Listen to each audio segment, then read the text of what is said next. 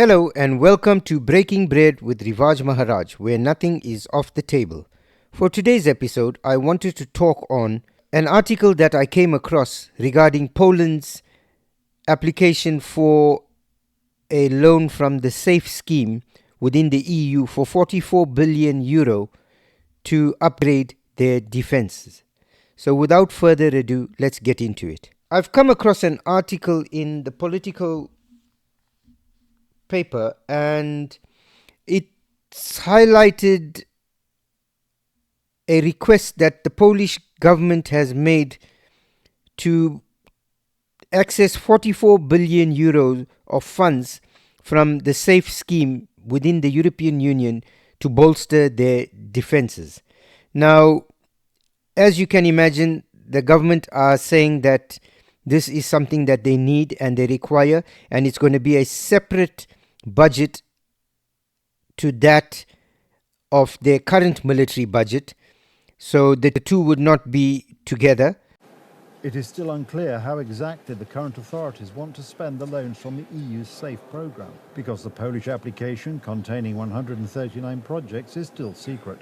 This is despite the fact that the application for loans worth nearly 44 billion euro was submitted to Brussels at the end of November last year. Now, the deputy head of the Ministry of National Defence promises that the government will disclose the list of projects sent from Warsaw. It will be made public in the coming weeks after consultations with the European Commission. This is a programme that is of great importance to all Poles, and obviously these tasks must be made public. But today we have a situation where officials in Brussels know what we want to buy, while the Polish public still does not. Added to this are questions about the budget deficit and its real impact on defence spending. Tusk's government argues that loans from the EU's SAFE programme will be a panacea for the country's financial problems. The government said that these would be additional funds, but in reality they will be money that we will use to fill the budget deficit generated by this government in the defence budget.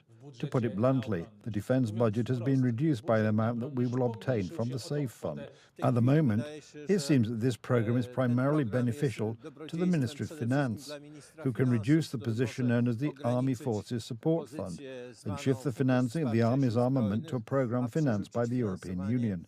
All the more so because the problems with spending the Armed Forces Support Fund, earmarked for financing the modernisation of the Army, have not disappeared at all.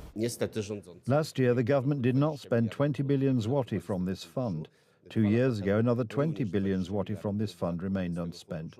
I appealed to the government for transparency and for them to finally engage in a substantive debate. But the government is not eager to debate military spending. It also avoids specifics on details of EU loans. But there's also pushback coming from within the country, primarily because whilst the EU are fully aware of what it is the Polish government requires the money for and how they plan on spending that money in terms of military equipment acquisitions, the Polish people are not aware of what is going on. Those details have not been made public and they're in the dark. Now, the Polish government has said that these funds will be used to bolster the defense sector. However, it will be a budget that is separate. It will be funds that are separate to the current military budget. From what I'm given to understand, there's quite a bit of secrecy regarding this deal and other deals that the Poles have done regarding military equipment purchases. We know that they have in the past committed to buy defense equipment from the United States and South Korea. However, there was a lot of pushback because that money would be spent on equipment coming into Poland, and that local Polish labor would not be involved in the manufacturing of those types of arms and ammunition. So I did mention in a previous video that as the United States pulls out of NATO and as the United States pivots away from Europe back towards its own backyard, the Poles will begin to assert a greater dominance within the EU, especially militarily. They seem to be playing a pivotal role in the current Russia-Ukraine conflagration. And I think that as time goes by, they will be relied upon more within the European Union. From what I'm given to understand, I know the Poles would rather have defense manufacturing that is made within Poland so that it benefits Polish labor and the Polish economy. Poland has specified that this tranche of 44 billion will not be spent on arms and ammunition coming in from either South Korea or the United States. So let's have a look at some of the highlights of this article. Euronews has an article, EU approves 38 billion in first defense investment under 150 billion SAFE scheme. 3 member states that have asked for funding under SAFE have yet to have their national plans greenlit by the European Commission, the first of 2 required steps. European Union defense ministers on Wednesday approved the national investment plans of 8 member states, paving the way for the first disbursements under the bloc's 150 billion Security Action for Europe scheme, or SAFE. The plans by Belgium, Bulgaria, Denmark, Spain, Croatia, Cyprus, Portugal and Romania are together worth 38 billion. Now, coming back to the Politico article regarding Poland. So the Politico article states, EU loans for weapons scheme gets political in Poland. The Polish president and prime minister are at each other's throats over a plan to pump billions into Polish defense. Warsaw. Poland wants to borrow an enormous 43.7 billion under the EU's loans for arms SAFE program, but that's running into doubts from the country's nationalist president Karol Nawrocki. Nawrocki has urged caution over Poland's planned loan, the largest of any country borrowing under the 150 billion Security Action for Europe scheme, describing it as a huge debt that will be repaid by the Polish state for years. His staff said Thursday that they would work on amending the government's SAFE proposal. So already you see that there is pushback coming from within the Polish government itself. That contrasts sharply with the view of pro-EU Prime Minister Donald Tusk, who said the loans were being issued on very favorable terms, unavailable on the market in any other way. Poland plans to devote 4.8% of its GDP to defense this year.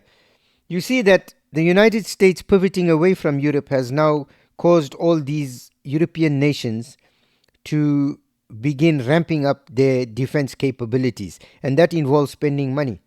You know, I think that it's in their best interest, if they're planning on spending that money within their countries, that this Ukraine debacle comes to an end sooner rather than later, because those funds will need to be allocated towards building their own defense as opposed to Ukraine. So Europe is rearming, and it's going to be at a rapid pace. I think if you are looking at having, this is just my personal opinion, if you looking at purchasing shares, it would be time to buy shares in European arms and ammunition manufacturers, because I can see that their profits are going to start going up considerably with this funding that's going to be pumped into the defense capabilities of each of these European nations. I hope again that the money goes to the right cause, to defense, and that we're not bogged down with useless equipment. I mean, recently the British government were looking to purchase some of these military vehicles that, the videos that were coming out on the test run of the vehicles were so shocking. It was strange that we even entertained the idea to purchase those vehicles in the first place. I remember that soldiers had gone out on a test run with the vehicle and were coming back with injuries, and that's from a test run. So if your own vehicle is going to injure you, you don't even need to go into battle to get injured. Your own equipment supplied by your government will help you in that, no problem. Thank you for spending time with us, and we look forward to seeing you in the next episode. Please remember to like, share and subscribe, as it helps us with the algorithm and it helps our channel to grow.